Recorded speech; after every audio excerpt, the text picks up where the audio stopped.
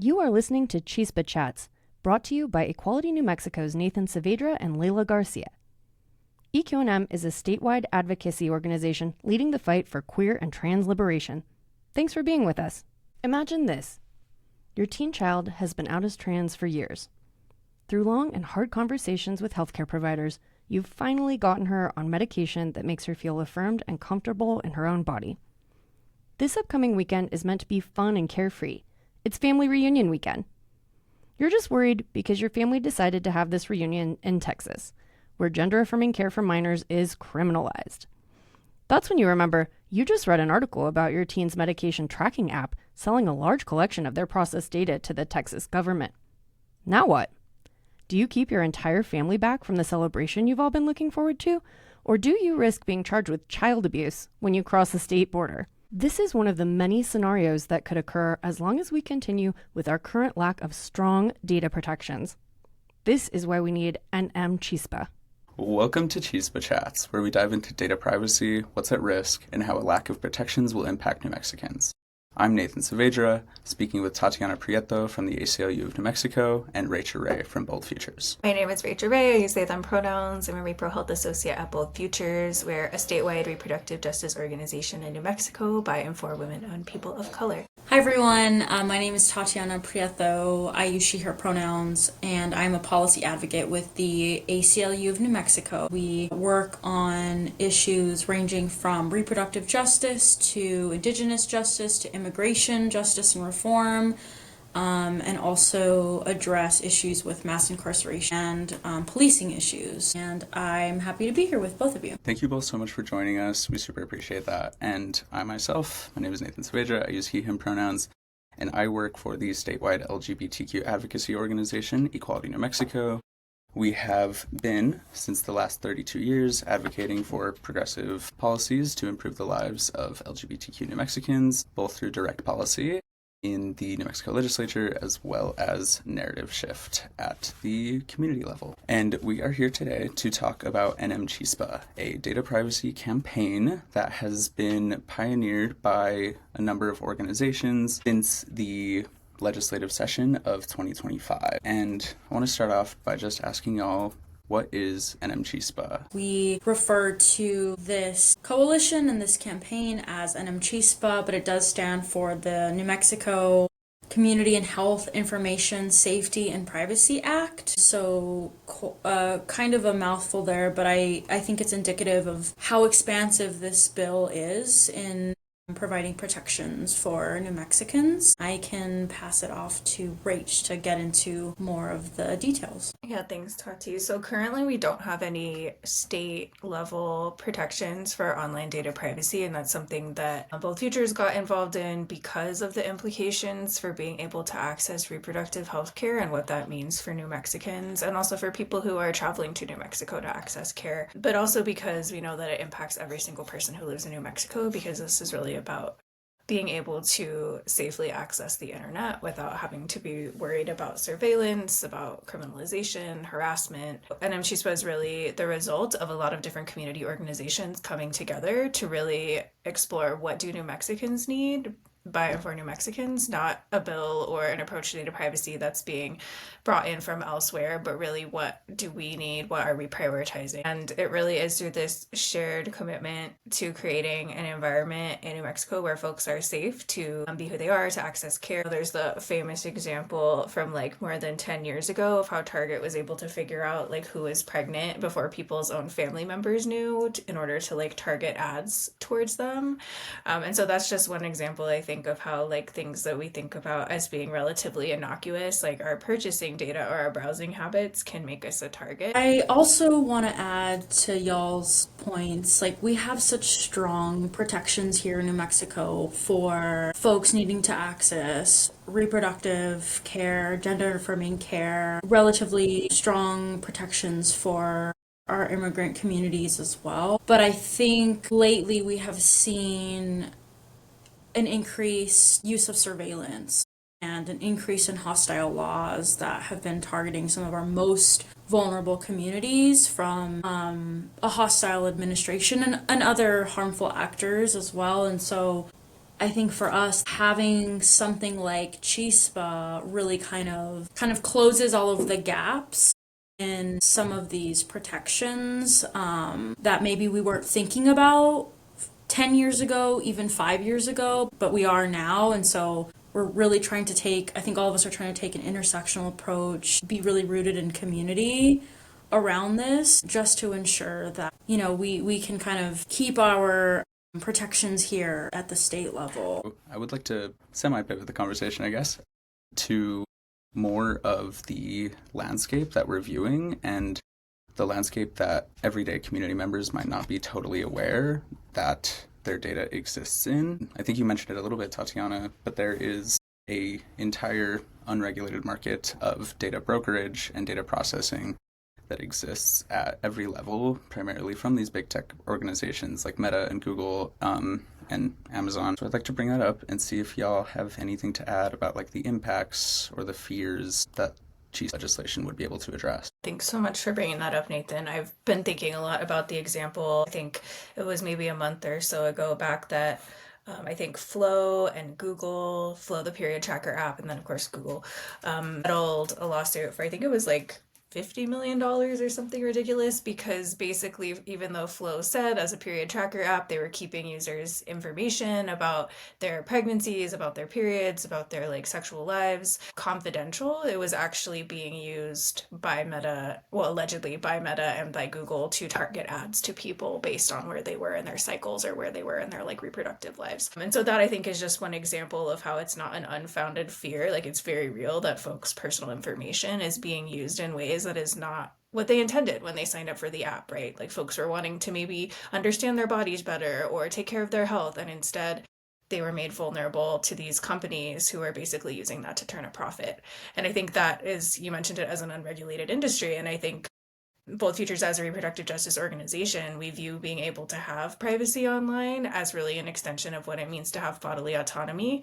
Like we can't actually have full bodily autonomy if our information is basically being stolen and then sold, because I think of our data as like an extension of ourselves and who we are, especially our private health information or our location data or sensitive information like that. And so just to think about the fact that it is an industry, that people are turning a profit, really exploiting these vulnerable moments in our lives is really unacceptable. And I think really important that we address it and take action to protect ourselves and each other. I know we've been talking about some of our most vulnerable communities who have been targeted and impacted by this, but the reality is that this affects everyone. So many of us are online and engage with different platforms and for different, various different reasons. And our online data can impact like every sector and aspect of our lives, from housing access to job applications to our insurance rates to identity theft. And it's such a broad range of things that are impacted and influenced by our online data. And I think it's important to know that yes, we are trying to, put in protections for our most vulnerable communities across New Mexico. This is something that affects all of us. And I just want to say that because I think something like this can feel a bit distant. I know, at least for me, initially it did as well. And I'm also not the most tech savvy person either, but really kind of understanding how we are targeted and influenced by our digital footprint is really significant and just something that I want everyone to just be mindful of. I think that's an extremely important topic that you brought up. This does feel very disconnected from, I think, the average person. And honestly, I think we can all say, pretty honestly, that we felt disconnected from it when we first started working on data privacy legislation as well. But the more you look at it, the more you realize that even if you think you don't have an online footprint, if you use the internet ever, you have an online footprint and you have an identity in these giant big tech servers that can identify you, is what your online purchases are. It's even how often or for how long you hover your mouse over a targeted ad towards you. It's the information from health apps like fitness trackers and medication trackers, or even those little therapy apps that have been getting very popular as recently. All of that information comes together and it's collected and processed and sold entirely without your involvement. to make a identifying profile of you so people can be able to tell whether or not you're gay, or if you're trans, or if you are a woman who recently had an abortion, whether or not you know of people who are undocumented or in mixed status families, or if you are one yourself, to a degree of reliability that is nerve-wracking for most people, I think. So for the few minutes we have left, I would just like to pose the question about what CHISPA does. We've talked a lot about the fears, a lot about the negatives of the current existing atmosphere, but what exactly would CHISPA do to fix this? Yeah, I really appreciate you emphasizing sort of like the relatively unseen nature of what's happening, because it does feel like it's happening very much behind the scenes. And, in the example that I mentioned earlier about, Target knowing this person was pregnant before their family did and targeting ads to them. In that same article I was reading, they talked about how they found that like customers found it unnerving to have such precisely targeted ads. And so they started instead, they would personalize the ads, they would target the ads to specific consumers, but they would mix in the pregnancy-related ads with other ads to make it seem like it wasn't actually targeted, right? So there's this sense that it's unseen, and I think a really important thing with CHISPA is that it does require informed consent, and it requires affirmative opt-in consent. So as consumers, we would have to be asked specifically, clearly, directly, is this okay with you that we're collecting your information for these purposes? And I think really addresses the fact that it's happening behind the scenes and brings it out a little bit more into the light so we can actually consent or not and make informed decisions about our lives. I do kind of want to touch on some of the key provisions that we're wanting to uplift. And so the first one is, aside from informed consent that Rach already touched on, is data minimization. So this would establish a limit on the processing of personal data that sets a baseline requirement that entities only collect, use, and transfer data that is necessary to provide whatever product or service that is being requested by the individual. And so I think that's a really important thing to note. There's also strict restrictions on sensitive data collection and use. So this would include biometrics, geolocation, health data. I think an example of this, like we're seeing ICE purchasing information from or data from social media platforms and using that to target certain communities, right? And they're doing that with geolocations and biometrics and all of those things. And another one, just, because we are the ACLU and, civil rights is kind of our bread and butter, like this extends civil rights to online platforms and spaces.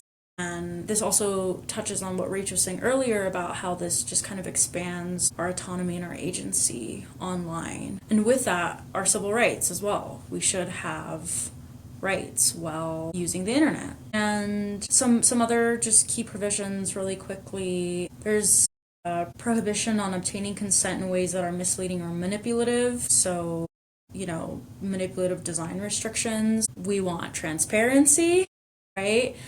And then there is a strong enforcement, right? Again, we want the agency to be with the individual. And yeah, so I think those are kind of some of the top line things that CHISPA will hopefully do.